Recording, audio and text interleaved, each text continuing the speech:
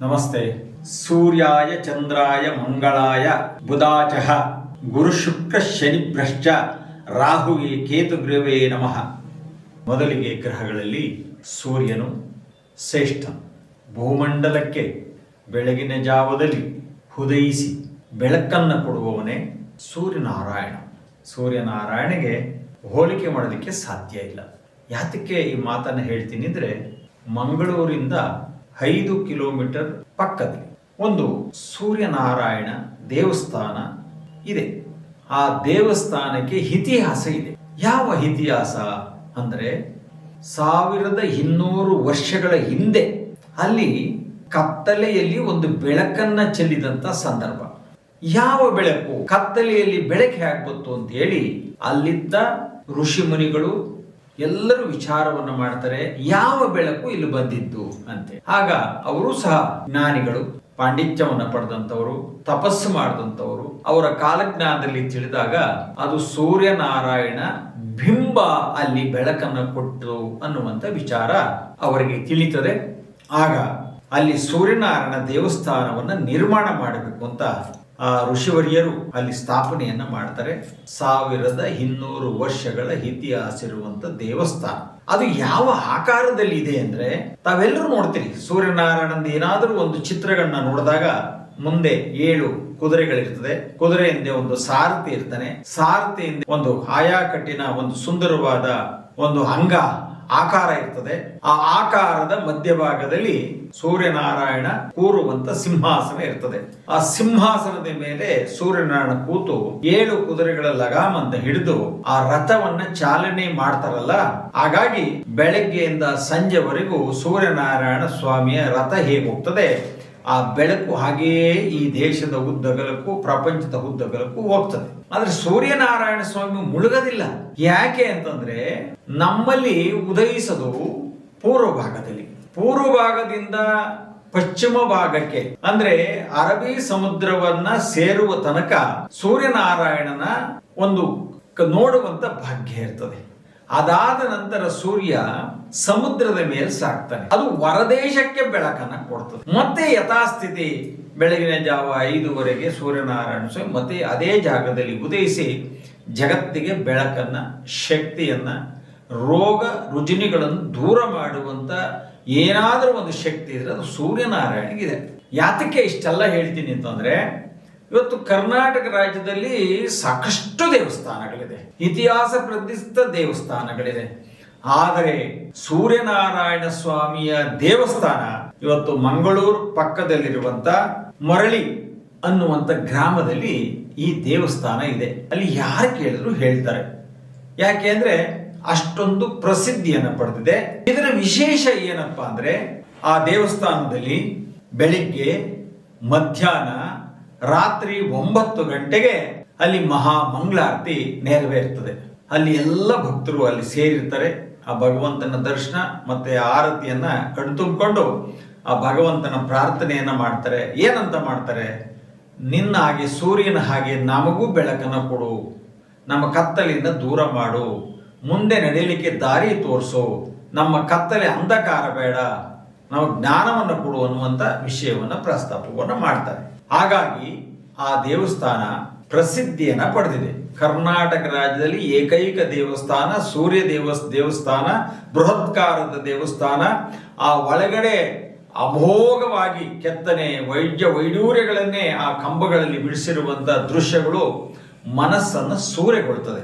ಹಾಗಾಗಿ ಜೀವನದಲ್ಲಿ ಒಮ್ಮೆಯಾದರೂ ಆ ದೇವಸ್ಥಾನಕ್ಕೆ ಭೇಟಿ ಕೊಡಿ, ಆ ಸೂರ್ಯನಾರಾಯಣ ಆಶೀರ್ವಾದವನ್ನು ತಗೊಳ್ಳಿ, ಜೀವನಕ್ಕೆ ಬೆಳಕನ್ನು ತುಂಬಿಕೊಳ್ಳಿ. ನೀವು ಸಹ ಸಮಾಜಕ್ಕೆ ಒಂದು ಬೆಳಕಾಗಿ ಹೊರಗೆ ಚೆಲ್ಲಿ ಅನ್ನೋದು ನನ್ನ ಉದ್ದೇಶ. ಹಾಗಾಗಿ ನಾನು ಸಹ ಸೂರ್ಯನಾರಾಯಣ ದೇವಸ್ಥಾನಕ್ಕೆ ಹೋಗಿದ್ದೆ. ಅಲ್ಲಿ ಹೋದಾಗ ಅಲ್ಲಿನ ಅರ್ಚಕರು ಪ್ರತಿಯೊಬ್ಬರು ಸಾಷ್ಟಾಂಗವಾಗಿ ಪೂಜೆ ಪುನಸ್ಕಾರಗಳು, ನೈವೇದ್ಯಗಳು, ಹೋಮಗಳು, ಹವನಗಳು ಎಲ್ಲವನ್ನ ಸಾಷ್ಟಾಂಗವಾಗಿ ಮಾಡ್ತಾರೆ. ಹಾಗಾಗಿ ಆ ದೇವಸ್ಥಾನಕ್ಕೆ ಆ ವೈಭವಕ್ಕಿಂತ ಅರ್ಚಕರಿದ್ದಾರಲ್ಲ, ಅದರ ಆ ಭಗವಂತನ ರೂಪವನ್ನ, ಆ ಶಕ್ತಿಯನ್ನ, ಅಲ್ಲಿನ ಆ ವೈಭವದ ಎಲ್ಲ ವಿಷಯವನ್ನ ಹೇಳಿ ಅದನ್ನ ಉತ್ತುಂಗಕ್ಕೆ ಕೊಂಡೊಯ್ತಾ ಇದ್ದಾರೆ. ಹಾಗಾಗಿ ಆ ಅರ್ಚಕರಿಗೂ ಸಹ ನಾನು ಅವರಿಂದ ಹತ್ತಿರದಿಂದ ನೋಡಿದಾಗ ಅನಿಸ್ತು, ಬಹಳ ಶ್ರದ್ಧಾ ಭಕ್ತಿಯಿಂದ ಭಗವಂತನ ಪೂಜೆಯನ್ನ ಮಾಡ್ತಾ ಇದ್ದಾರೆ. ಅವ್ರಿಗೂ ಸಹ ನಾನು AKG TV 360 ಚಾನಲ್ ಇಂದ ಅವ್ರಿಗೂ ನಾನು ಅಭಿನಂದನೆಗಳನ್ನ ಸಲ್ಲಿಸ್ತೀನಿ. ಹಾಗೆ ತಾವೆಲ್ಲರೂ ಒಮ್ಮೆ ಹೋಗಿ ಆ ದೇವಸ್ಥಾನವನ್ನು ನೋಡಿ. ಮಂಗಳೂರಿಗೆ 5 ಕಿಲೋಮೀಟರ್ ಸಮೀಪದಲ್ಲಿದೆ ಸೂರ್ಯನಾರಾಯಣ ಸ್ವಾಮಿ ದೇವಸ್ಥಾನ, ಮರಳಿ. ಆ ಗ್ರಾಮದ ಹೆಸರು ಅಂಚೆನೂ ಮರಳಿ. ಹಾಗಾಗಿ ಯಾರನ್ನೇ ಕೇಳಿದ್ರು ಹೇಳ್ತಾರೆ. ಒಂದು ಸಾರಿ ತಾವು ಭೇಟಿ ಕೊಟ್ಟು ಆ ಸೂರ್ಯನಾರಾಯಣ ಸ್ವಾಮಿಗೆ ಅನುಗ್ರಹಕ್ಕೆ ಪಾತ್ರರಾಗಿ ಅಂತ ಹೇಳಿ ನಾನು ನಿಮ್ಮ ಮುಂದೆ ಇವತ್ತು 4 ಮಾತುಗಳನ್ನು ಹಾಡಿದ್ದೀನಿ. ಎಲ್ರಿಗೂ ಒಳ್ಳೆಯದಾಗಲಿ, ನಿಮ್ಮ ಬಾಳಿನಲ್ಲಿ ಬೆಳಕನ್ನು ಚೆಲ್ಲಲಿ. ಆ ದೇವಸ್ಥಾನಕ್ಕೆ ಒಮ್ಮೆ ಭೇಟಿ ಕೊಟ್ಟು ನಿಮ್ಮ ಜೀವನವನ್ನು ಪಾವನಗೊಳಿಸ್ಕೊಳ್ಳಿ ಅಂತ ಹೇಳಿ ಮತ್ತೊಮ್ಮೆ ಮನವಿಯನ್ನು ಮಾಡ್ಕೊತೀನಿ. ನಮಸ್ಕಾರ. ನಮಸ್ಕಾರ ಅರ್ಚಕರು. ಇದು ಊರ ಹೆಸರು? ದಕ್ಷಿಣ ಕನ್ನಡ ಜಿಲ್ಲೆಯ ಮಂಗಳೂರು ತಾಲೂಕಿನ ಪೋಸ್ಟಲ್ ಅಡ್ರೆಸ್ಸು ಅದೇನಾ? ಪೋಸ್ಟಲ್ ಅಡ್ರೆಸ್ ಶ್ರೀ ಸೂರ್ಯನಾರಾಯಣ ದೇವಸ್ಥಾನ, ಮರೋಳಿ ಅಂತ. ಮರೋಳಿ. ಅದು ಪೋಸ್ಟ್ ಕುಲಶೇಖರ್ ಅಂತ. ಕುಲಶೇಖರ್. ಓಕೆ. ಈಗ ಈ ಸೂರ್ಯನಾರಾಯಣ ದೇವಸ್ಥಾನ ಎಷ್ಟು ವರ್ಷದ? ಸೂರ್ಯನಾರಾಯಣ ದೇವಸ್ಥಾನ 1200 ವರ್ಷಗಳಷ್ಟು ಹಳೆಯ ದೇವಸ್ಥಾನ. ಕಣ್ವ ಮಹರ್ಷಿಗಳು ತಪಸ್ಸಿನ ಮೂಲಕವಾಗಿ ಜ್ಯೋತಿ ಸ್ವರೂಪದಲ್ಲಿ ಸೂರ್ಯದೇವನನ್ನು ಆವಿರ್ಭಾವ ಮಾಡಿಕೊಂಡು ಅವರ ಕಾಲಾನಂತರದಲ್ಲಿ ಜೈನ ರಾಣಿಯ ಆಳ್ವಿಕೆಗೆ ಒಳಪಟ್ಟು ಅವಳು ಈ ದೇವಸ್ಥಾನವನ್ನು ಪುನಃ ನಿರ್ಮಾಣ ಮಾಡಿದ್ಲು ಎಂಬುದಕ್ಕಂತಹ ಒಂದು ಐತಿಹ್ಯ. ಹಾಗೆಯೇ ಆ ದನ ಕಾಯುವ ಮಕ್ಕಳಿನಿಂದ ಈ ಒಂದು ಕ್ಷೇತ್ರದಲ್ಲಿ ಅವರ ಮುಖೇನವಾಗಿ ಜೈನ ರಾಣಿಗೆ ಮನವರಿಕೆಯಾಗಿ ಅವಳು ಜ್ಯೋತಿಷರ ಆಸ್ಥಾನ ಪಂಡಿತರ ಮುಖೇನವಾಗಿ ಅದನ್ನು ಕೇಳಿಕೊಂಡು ಅವಳು ಈ ದೇವಸ್ಥಾನವನ್ನು ನಿರ್ಮಾಣವನ್ನು ಮಾಡಿದ್ಲು. ಹಾಗೆಯೇ ಇದಕ್ಕೆ ವರ್ಷವೂ ಕೂಡ ಒಂದೊಂದು ಮನೆಯವರು ಈ ಒಂದು ದೇವಸ್ಥಾನವನ್ನು ಆಳ್ವಿಕೆಯನ್ನು ಮಾಡಬೇಕು ಎಂಬುದಾಗಿ. ಅದು ಒಂದನೇದು ಜಪ್ಪು ಗುಡ್ಡೆಗುತ್ತು, ಜಪ್ಪು ಗುಡ್ಡೆಗುತ್ತು, ಬಜಾಲು ಬೀಡು. ಅದೇನು ಬಜಾನು ಬೀಡು? ಬಜಾಲು ಬೀಡು ಅಂತ ಹೇಳಿದ್ರೆ ಒಂದು ಮನೆತನದ ಜಪ್ಪು ಗುಡ್ಡೆಗುತ್ತು, ಬಜಾಲು ಬೀಡು. ಅದು ಒಂದು ಮನೆತನದ ಒಂದು ಗೌರವ ಸಂಕೇತವಾಗಿರತಕ್ಕಂಥ ಒಂದು ಹೆಸರು. 7 ಗ್ರಾಮದಲ್ಲಿ ಒಂದು ಮರೋಳಿ, ಕಣ್ಣೂರು, ಪಡೀಲು, ಅನಂತರ ಅಲ್ಲಿ ಪದವು ಗ್ರಾಮ, ಹೀಗೆ 7 ಗ್ರಾಮಕ್ಕೆ ಸಂಬಂಧಪಟ್ಟಿರತಕ್ಕಂತಹ ದೇವಸ್ಥಾನ. ಈಗ ಈ ಹೊಸದಾಗಿ ನಿರ್ಮಾಣ ತಾವುಗಳು ಈಗ ಭಾಳ ಶೀಘ್ರದಲ್ಲಿ ಮಾಡಿದರೆ ಭಾಳ ಅದ್ಭುತವಾಗಿದೆ ದೇವಸ್ಥಾನ. ನೋಡಲಿಕ್ಕೆ ಮನಸ್ಸೂರೆಗೊಳ್ತದೆ ಮತ್ತು ಅಷ್ಟೇ ದೇವರಲ್ಲಿ ಭಕ್ತಿ ಭಾವಗಳು ಮೂಡುತ್ತದೆ. ಹಾಗಾಗಿ ನಾವು ಸಹ ಈ ದೇವಸ್ಥಾನಕ್ಕೆ ಬಂದಿದ್ದರು ಭಗವಂತನ ದರ್ಶನ ಮಾಡೋಕ್ಕೆ. ಅಂದರೆ ಭಾಳ ಚೆನ್ನಾಗಾಗಿದೆ. ಪೂಜೆಯನ್ನು ಸಾಷ್ಟಾಂಗ ನೆರವೇರಿಸ್ಕೊಂಡಿದ್ದೀರಿ. ಆ ಭಗವಂತನ ಅನುಗ್ರಹ ನಮಗಿರಲಿ ಅಂತ ಹಾರೈಸಿದಿರಿ. ಅದಕ್ಕೆ ನಾವು ಧನ್ಯವಾದಗಳನ್ನು ಸಮರ್ಪಿಸ್ತೀವಿ. ಈಗ ಈ ದೇವಸ್ಥಾನ ಇವಾಗ ಈ ಕಟ್ಟಿ ಎಷ್ಟು ವರ್ಷಗಳಾಯಿತು? ಅಂದರೆ ಈ ದೇವಸ್ಥಾನ 2014ರಲ್ಲಿ ಪ್ರಾರಂಭವಾಗಿ 2015 ಇಸವಿಯ ಏಪ್ರಿಲ್ 22 ತಾರೀಕಿನಂದು ಸ್ವಾತಿ ನಕ್ಷತ್ರ ತುಲಾ ರಾಶಿಯಲ್ಲಿ ಸೂರ್ಯದೇವನ ಪ್ರತಿಷ್ಠಾಪನಾ ಕಾರ್ಯಾದಿಗಳಾಯಿತು. ಹಾಗೆಯೇ ಏಪ್ರಿಲ್ 25 ತಾರೀಕಂದು 1008 ಬ್ರಹ್ಮಕಲಶ ಎಂದು ನಾವೇನು ಕರೆಯಲ್ಪಡ್ತೇವೆ. ಅದರಲ್ಲಿ 1008 ಕಲಶದ ಅಭಿಷೇಕವನ್ನು ಏಪ್ರಿಲ್ 25 ತಾರೀಕಿನಂದು ನೆರವೇರಿಸಿದೆ. ಅಂದರೆ ಈ ದೇವಸ್ಥಾನ ಕಂಪ್ಲೀಟ್ ಹೊಸದಾಗಿ ರಿನೋವೇಷನ್ ಆಗಿ 10 ವರ್ಷಗಳು ಕಂಪ್ಲೀಟ್. ಇಲ್ಲಿ ಭಕ್ತರಿಗೆ ಒಳ್ಳೆಯದಾಗ್ತಾ ಇದೆ. ಅದು ನಮ್ಮಲ್ಲೂ ನಂಬಿಕೆ ಇದೆ. ಅನೇಕ ಜನ ಇಲ್ಲಿಗೆ ವಿಚಾರಣೆ ಮಾಡಿದವರು ಅದನ್ನು ಹೇಳಿದ್ದಾರೆ. ಇಲ್ಲಿ ಬಂದಂಥ ಭಕ್ತರಿಗೆ ಅವರ ಇಷ್ಟಾರ್ಥಗಳು ನೆರವೇರಿದ್ರೆ ಭಗವಂತನಿಗೆ ಏನೇನು ಸಮರ್ಪಣೆ ಮಾಡ್ತಾರೆ? ಅಂದರೆ ಇಲ್ಲಿಯ ಒಂದು ತಲೆನೋವಿಗೋಸ್ಕರದ, ಅಂದರೆ ಸೂರ್ಯ ಅಂತ ಹೇಳಿದರೆ ಆರೋಗ್ಯಕ್ಕೆ ಸಂಬಂಧಪಟ್ಟಿರತಕ್ಕಂತಹ ದೇವತೆ. ಅದರಲ್ಲಿ ಕೆಲವು ಸೂರ್ಯ ಅಂತ ಹೇಳಿದರೆ ಒಂದು ನವಗ್ರಹ, ಅವನು ಪ್ರಧಾನ ದೇವತೆ. ಅವನ ರಥಕ್ಕೆ ಒಂದೇ 7 ಕುದುರೆ, 1 ಚಕ್ರ ಹೇಳೋದು ಜನರ ನಂಬಿಕೆ. ಅಂದರೆ ಒಂದು ರುದ್ರೋಗಂ ಮಮ ಸೂರ್ಯ ನಾಶ ಎಂಬುದಾಗಿ ವೇದ ಮಂತ್ರ. ರುದ್ರೋಗಂ ಅಂದರೆ ಹೃದಯ ಸಂಬಂಧಪಟ್ಟಿರುವಂತೆ ಇರಬಹುದು, ಕಿಡ್ನಿಯದು ಇರಬಹುದು, ಚರ್ಮಕ್ಕೆ ಸಂಬಂಧಪಟ್ಟಿರೋದು, ವಿಶೇಷವಾಗಿ ತಲೆನೋವಿಗೆ ಸಂಬಂಧಪಟ್ಟಿರತಕ್ಕಂಥದ್ದು. ಅದು ಆರೋಗ್ಯಕ್ಕೆ ಸಂಬಂಧಪಟ್ಟಿರತಕ್ಕಂಥ ಅದು ಸೂರ್ಯದ ವಿಶೇಷವಾಗಿ ಈ ಕ್ಷೇತ್ರದಲ್ಲಿ ತಲೆನೋವಿಗೋಸ್ಕರವಾಗಿ, ಆರೋಗ್ಯದ ವಿಚಾರದಲ್ಲಿ, ಅನಂತರ ಏನೋ ಒಂದು ಕೆಲಸವನ್ನು ತೊಡಗಿಸಿಕೊಂಡು ಅದರ ಅಭಿವೃದ್ಧಿಗೋಸ್ಕರವಾಗಿ ಎಳನೀರ ಅಭಿಷೇಕ ವಿಶೇಷ. ಅಂದರೆ ಅದು ಇಲ್ಲಿ ಪ್ರತಿನಿತ್ಯವೂ ಕೂಡ 3 ಹೊತ್ತಿನಲ್ಲಿ ಪೂಜೆ. ಬೆಳಗ್ಗೆ 4ವರೆಗೆ ನಡೆ ಬಾಗಿಲನ್ನು ತೆಗೆದರೆ ಆ ನಿತ್ಯದ ಪೂಜೆ 6 ಗಂಟೆಗೆ ಮಹಾಪೂಜೆ, ಮಧ್ಯಾಹ್ನ 12 ಗಂಟೆಗೆ ಮಹಾಪೂಜೆ, 1ವರೆಗೆ ಬಾಗಿಲನ್ನು ಮುಚ್ಚುವಂಥದ್ದು. ಮತ್ತೆ ಪುನಃ ಸಾಯಂಕಾಲ 5 ಗಂಟೆಗೆ ಓಪನ್ ಆದರೆ 9 ಗಂಟೆಗೆ ಬಾಗಿಲನ್ನು ಮುಚ್ಚುವಂಥದ್ದು. ತ್ರಿಕಾಲದಲ್ಲಿ ಪೂಜೆ, ಬೆಳಗ್ಗೆ, ಮಧ್ಯಾಹ್ನ ಮತ್ತು ಸಾಯಂಕಾಲದಲ್ಲಿ ತ್ರಿಕಾಲದಲ್ಲಿ ಪೂಜೆ. ವಿಶೇಷವಾಗಿ ಸೂರ್ಯ ದೇವನಿಗೆ ಅಂತ ಹೇಳಿದ್ರೆ ಸೂರ್ಯ ನಮಸ್ಕಾರ ಪೂಜೆ, ಅಂದರೆ ತಲೆನೋವಿಗೋಸ್ಕರ ಇರಬಹುದು. ಓಂ ಮಿತ್ರಾಯ ನಮಃ ಹೇಳಿಕೊಂಡು ಒಂದು ಪ್ರದಕ್ಷಿಣೆ ಬರುವಾಗ ಮಿತ್ರಾಯ ನಮಃ ಮಿತ್ರಾಯ ನಮಃ ಮಿತ್ರಾಯ ನಮಃ ಅಂತ ಹೇಳುವಂಥದ್ದು. ಅನಂತರ ಎರಡನೆಯದು ಹಾಗೆ 12 ಆದಿತ್ಯರಿಗೆ 12 ಮಂತ್ರಾದಿಗಳು, 12 ನಮಸ್ಕಾರಾದಿಗಳು. ಇನ್ನು ರುದ್ರಾಭಿಷೇಕ ಸೇವೆ ಅಂತಿದೆ, ಪಾಪದ ಪರಿಹಾರಕ್ಕೋಸ್ಕರವಾಗಿ. ಅನಾದಿ ಕಾಲದಲ್ಲಿ ಯಾವುದೋ ಒಂದು ವಾಗ್ದೋಷಾದಿಗಳಾಗಿರುತ್ತದೆ ಅಥವಾ ಅದರ ಕುಟುಂಬದಲ್ಲಿ ಯಾವುದೋ ದೋಷ, ಅದಕ್ಕೋಸ್ಕರವಾಗಿ ರುದ್ರಾಭಿಷೇಕ ಪೂಜಾದಿಗಳು. ಇನ್ನು ಹೂವಿನ ಪೂಜೆ ಅಂತ ಇದೆ, ಅದನ್ನು ಕಾರ್ಯದ ಸಾಧನೆಗೋಸ್ಕರವಾಗಿ.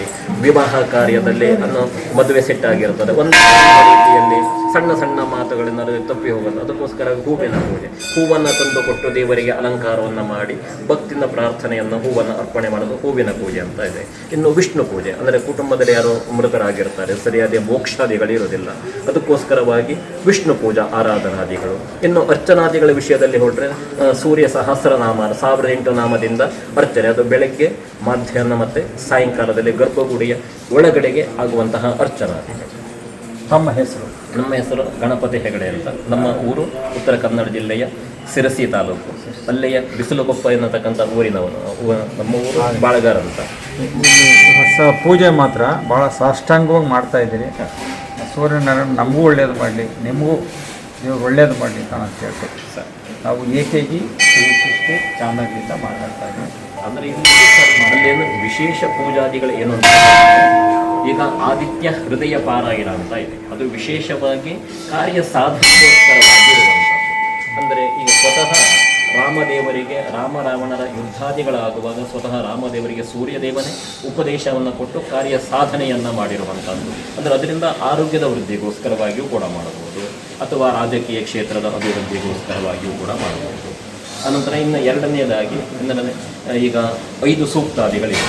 ಅಂದರೆ ಈಗ ಕೆಲವರಿಗೆ ಅಭಿಪ್ರಾಯಗಳು ಏನೇನು, ಆದಿತ್ಯ ಹೃದಯ ಪಾರಾಯಣ ಸೇವೆಯನ್ನು ಮಾಡ್ತಾರೆ, ಅವರ ಹೆಸರು ಮತ್ತು ಅದು ಗರ್ಭಗುಡಿ ಒಳಗಡೆ ಆಗಿದೆ, ಅವರಿಗೆ ಅಸಮಾಧಾನ ಅವರು ಮಾಡ್ತಾರೆ, ಅದು ಅದರ ಪರಿಹಾರಕ್ಕೋಸ್ಕರವಾಗಿ ಈ ನಮ್ಮದು ಭಾಗ್ಯ ಸೂಕ್ತ ಅಂತ ಇದೆ. ಅಂದರೆ ಭಾಗ್ಯ ಅಂದರೆ ವಿವಾಹದಗೋಸ್ಕರ, ಸಂತಾನದ ಪ್ರಾಪ್ತಿಯ ಸಲುವಾಗಿ ಭಾಗ್ಯ ಸೂಕ್ತಾದಿಗಳು. ಇನ್ನು ಶ್ರೀ ಸೂಕ್ತಾದಿಗಳು ಅಂದರೆ ಹಣದ ಬೇರೆಯವರಿಗೆ ಕೊಟ್ಟಿರ್ತಾರೆ, ಅದು ಇವರಿಗೆ ಸಿಗ್ತಾ ಇರೋದಿಲ್ಲ, ಅದರ ಸಂಪತ್ತಿನ ಪ್ರಾಪ್ತಿಗೋಸ್ಕರವಾಗಿ ಶ್ರೀ ಸೂಕ್ತಾದಿಗಳು. ಆಯುಷ್ಯ ಸೂಕ್ತ ಅಂತ ಇದೆ, ಅದು ಆಯುಸ್ಸಿನ ವೃದ್ಧಿಗೋಸ್ಕರವಾಗಿ. ಅದೊಂದು ಜಾತಕದಲ್ಲಿ ಮೃತ್ಯುಗಂಟಕ ದೋಷಾದಿಗಳು ಬರುವಂಥದ್ದು, ಅಥವಾ ಈ ಸಂಧಿ ದೋಷಾದಿಗಳು ಬರುವಾಗ ಆಯುಸ್ಸಿನ ವೃದ್ಧಿಗೋಸ್ಕರವಾಗಿ ಆಯುಷ್ಯ ಸೂಕ್ತಾದಿಗಳು. ಹೀಗೆ ವನ್ಯ ಸೂಕ್ತ ಅಂದರೆ ಕಾರ್ಯದ ಸಾಧನೆಗೋಸ್ಕರವಾಗಿ. ಏನೋ ಒಂದು ಶತ್ರು ಬರುತ್ತದೆ, ನಮ್ಮಷ್ಟಿಗೆ ನಾವು ಕೆಲಸ ಮಾಡ್ಕೊಂಡಿರ್ತೇವೆ, ಬೇರೆಯವರು ಬಂದು ನಮ್ಮ ಕೆಲಸ ಹಾಳು ಮಾಡಿ ಅವನು ಕೆಟ್ಟವನಂತ ಅವರ ಮೇಲೆ ಬ್ಯಾಡ್ ಇಂಪ್ರೆಷನ್ ಬರುವಂಥದ್ದು ಇರ್ತದೆ. ಹೀಗೆ 5 ಅವರ ಜನರ ಒಂದು ಸೆಳೆತಕ್ಕೋಸ್ಕರವಾಗಿ ಅವರ ಮನಸ್ಸಿನ ಕಾಮನೆಗಳ ನಿರ್ವಿಘ್ನವಾಗಿ ಈ ಕ್ಷೇತ್ರಕ್ಕೆ ಹೋಗಿ ನಮಗೆ ಒಳ್ಳೆಯದಾಯಿತು ಹೇಳತಕ್ಕ ಒಳ್ಳೆಯ ಭಾವನೆಗಳಿಗೆ ಒಳ್ಳೆಯ ಅವರ ಎಲ್ಲರಂತೆ ಕೂಡ ಅವರು ಸಂತೃಪ್ತಿ ತಮ್ಮ ಜೀವನವನ್ನು ನಡೆಸಬೇಕು ಹೇಳುವುದು ನಮ್ಮ ಉದ್ದೇಶ. ಧನ್ಯವಾದ. ಸೂರ್ಯಾಯ ಚಂದ್ರಾಯ ಮಂಗಳಾಯ ಬುಧಾಚ ಗುರು ಶುಕ್ರ ಶನಿಭ್ರಶ್ಚ ರಾಹುವೇ ಕೇತುಗ್ರವೇ ನಮಃ.